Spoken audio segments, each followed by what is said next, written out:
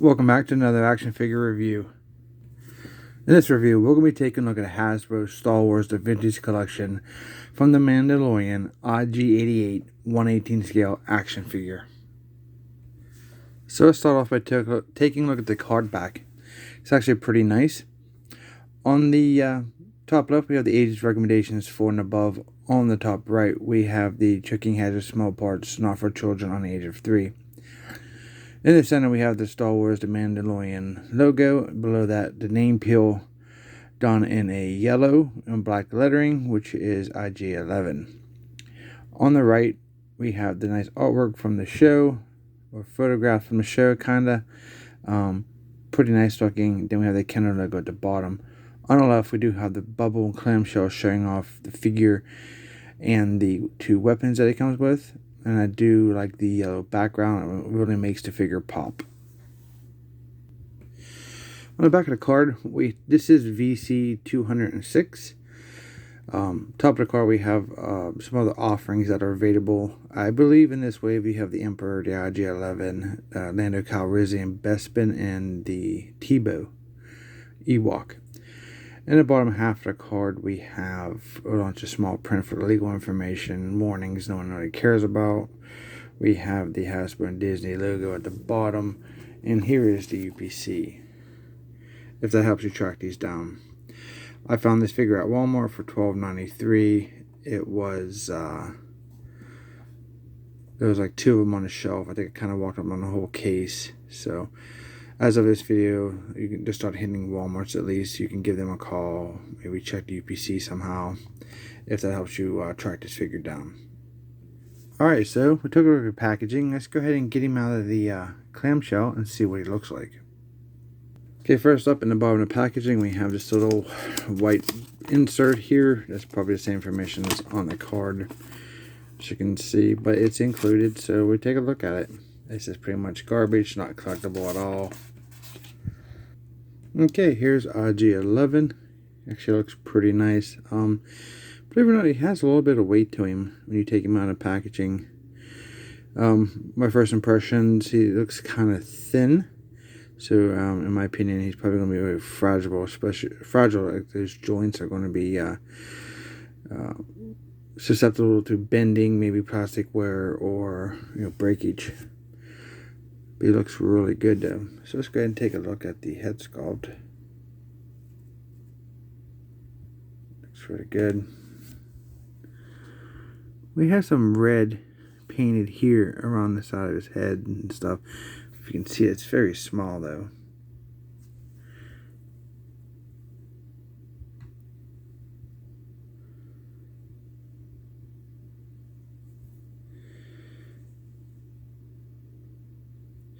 He has these weapons straps across his chest. I'm guessing for if there's ammo or silver. I don't know what that is, but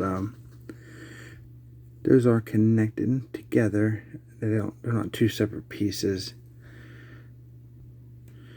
So they look really cool. See if we can zoom back out. Yeah, and on the back here, I believe it's the back side. He has some nice sculpt work. You can see all that inside there, the wires, all a bunch of grays. That's really nice. A lot going on right there. And on the front part, we can see some more of that. They have some more wires and devices. And that's really nice.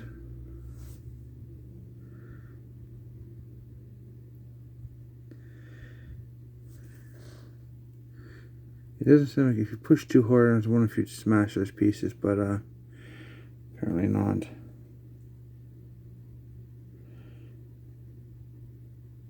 That's a lot of sculpting there. That's pretty nice.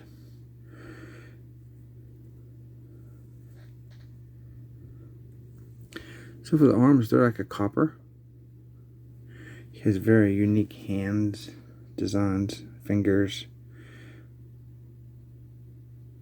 Hold those guns. On his legs, he has a lot of sculpt work too. He has that same kind of, like, well, it's not like copper, it's more of a brownish.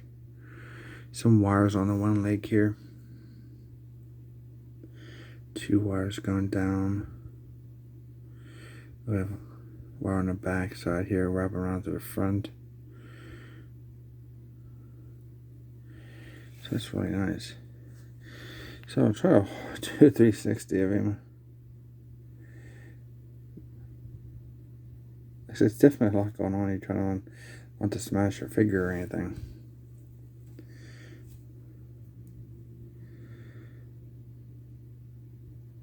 Wow, it is a nice figure.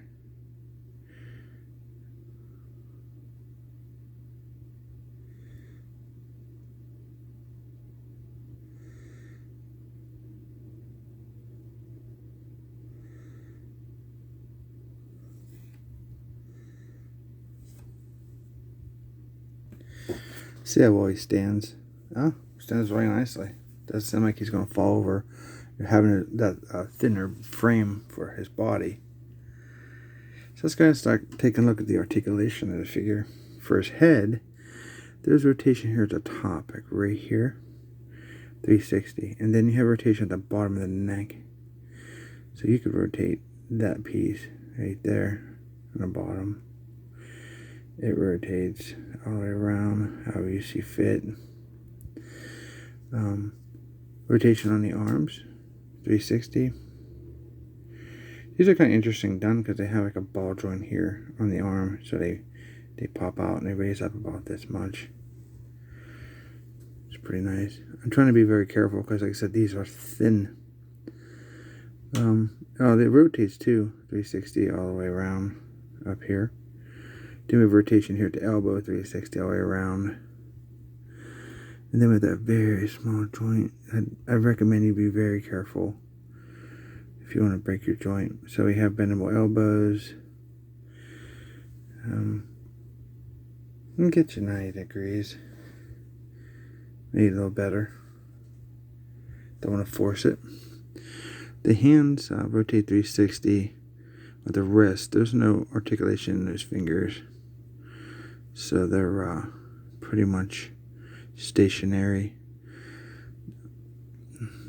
So on this arm, we can get about the same probably range for his guns. Yeah, so just shy a little better than 90 degrees. Let's move his arms out of the way and see what we got here. We have a rotation right here at the lower chest area. It looks like it would go 360, but the straps are going to prevent it and don't want to damage anything or bend all these little devices that he has. But you can take that off if I'm assuming. Don't see any other articulation. A little bit of back and forth, not much. Side to side, not too much. For the sitting, he can sit pretty good.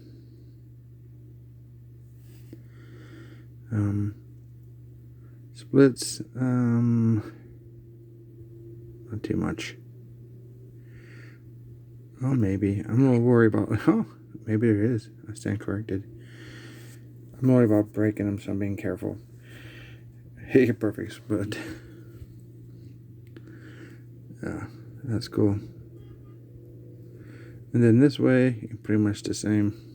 Very nice.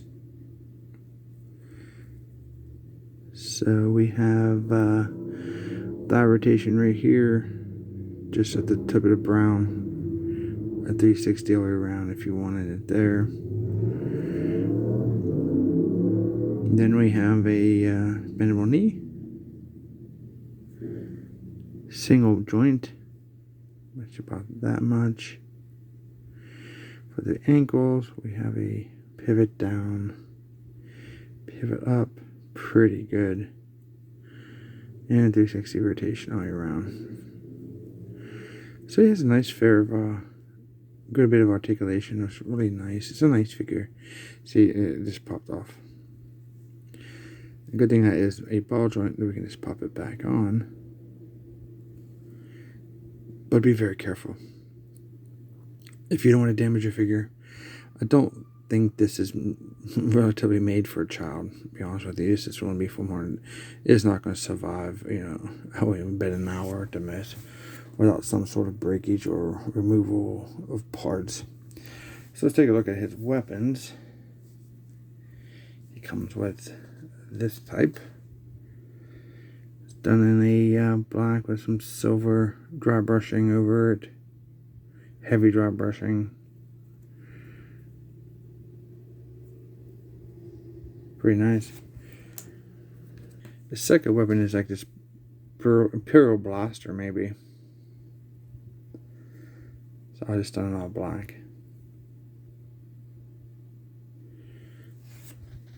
So let's take a look at how this is sculpted. It's kind of interesting on his hand because see how he has, let's see here. It's two fingers, this one and the one below. Now this top one that's bent in goes into the trigger guard of the gun, and the bottom one goes around the handle if you look on this side. I'm not sure how I'm going to show you that on the camera, but see how one finger goes into the trigger here, and then the other one just holds the gun handle. That's a really interesting sculpt. That's pretty cool. And that's, the fingers are a little flexible, and then that's the other fingers on the outside kind of is just a overall appearance, but the two doing the work are the two bent ones in the middle. That's really interesting how that works. And here he can hold it pretty good, as you can see.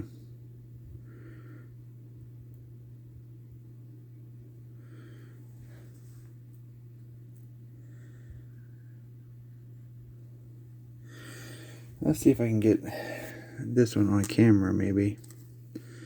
I'm sure it's a smaller one. Last time I did this, the arm popped off.